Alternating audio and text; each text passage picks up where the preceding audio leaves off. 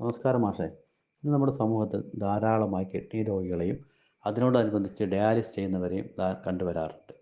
പ്രത്യേകിച്ചും നമ്മുടെ വടകര മേഖലയിൽ കിഡ്നി രോഗികളുടെ എണ്ണം കൂടുതലാണെന്ന് മുമ്പൊരു പത്രവാർത്ത വായിച്ചതായിട്ട് എനിക്ക് ഓർമ്മയും ഉണ്ട്. അങ്ങനെയാണെങ്കിൽ ഈ പറയുന്ന കിഡ്നി രോഗികൾക്കും ഡയാലിസിസ് ചെയ്യുന്നവർക്കും യൂറിൻ തെറാപ്പി ചെയ്യാൻ കഴിയുമോ? കഴിയുമെങ്കിൽ ഏതൊക്കെ തരത്തിലാണ് യൂറിൻ തെറാപ്പി ചെയ്യേണ്ടത്? ആ സമയങ്ങളിൽ അവർ പാലിക്കേണ്ട ഭക്ഷണക്രമങ്ങളും രീതികളും എന്തൊക്കെയാണ്? ഇതിനെക്കുറിച്ച് ഒന്ന് വിശദീകരിക്കാമോ? ഈ ഡയാലിസിസ് ചെയ്യുന്ന വൃക്കരോഗികൾ എങ്ങനെ യൂറിൻ തെറാപ്പി ചെയ്യണം, അത് ഫലപ്രദമാകുമോ എന്നുള്ളതാണ് ഇവിടെ ചോദ്യം. വളരെ കുറച്ച് മൂത്രം മാത്രം പുറത്തു വരുന്ന ഡയാലിസിസ് ചെയ്യുന്ന വൃക്കരോഗികൾ ലഭിക്കുന്ന മൂത്രം മുഴുവൻ കുടിക്കാൻ ഉപയോഗിക്കുമ്പോൾ മൂത്രത്തിൻ്റെ അളവ് ക്രമേണ കൂടി വരുന്നതായിട്ട് ചില അനുഭവസ്ഥർ പറഞ്ഞിട്ടുണ്ട്. കാരണം മൂത്രം ഒരു ഡൈയൂററ്റിക്കിൻ്റെ പ്രവർത്തനം നടത്തുന്നു എന്ന് ശാസ്ത്രീയ പഠനങ്ങളുണ്ട്. മൂത്രവർദ്ധന ഉണ്ടാക്കുന്ന മരുന്നിനാണ് ഡൈയൂററ്റിക് എന്ന് പറയുക. മൂത്രപാനം ഡയാലിസിസ് ചെയ്യുന്ന വൃക്കരോഗികൾക്ക് ദോഷം ചെയ്യുന്നില്ല എന്നതിൻ്റെ തെളിവാണിത്.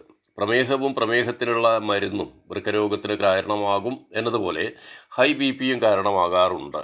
കിഡ്നികളുടെ പ്രവർത്തനക്കുറവ് കൊണ്ട് മാത്രമല്ല ക്രിയാറ്റിനിൻ വർദ്ധിക്കുന്നത്. കഠിനാധ്വാനം മൂലം പേശികളുടെ പ്രവർത്തനം അമിതമാകുമ്പോഴും ക്രിയാറ്റിൻ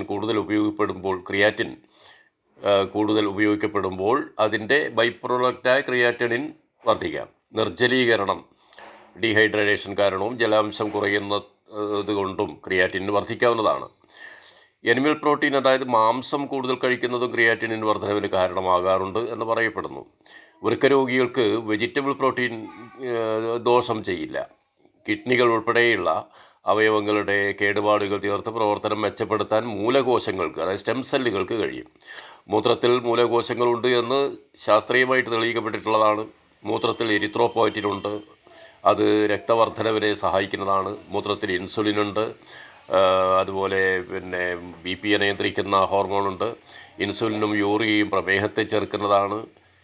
പഴകിയ യൂറിൻ ചൂടാക്കിയിട്ട് വൃക്കകളുടെ ഭാഗത്ത്, അതായത് ശരീരത്തിൻ്റെ പുറത്ത് കിഴിവെക്കുകയും അതുപോലെ പാക്ക് ചെയ്യുന്നത് നല്ലതാണ്. വൃക്കകളുടെ പ്രവർത്തനം മെച്ചപ്പെടുത്താൻ ഇത് സഹായിക്കും.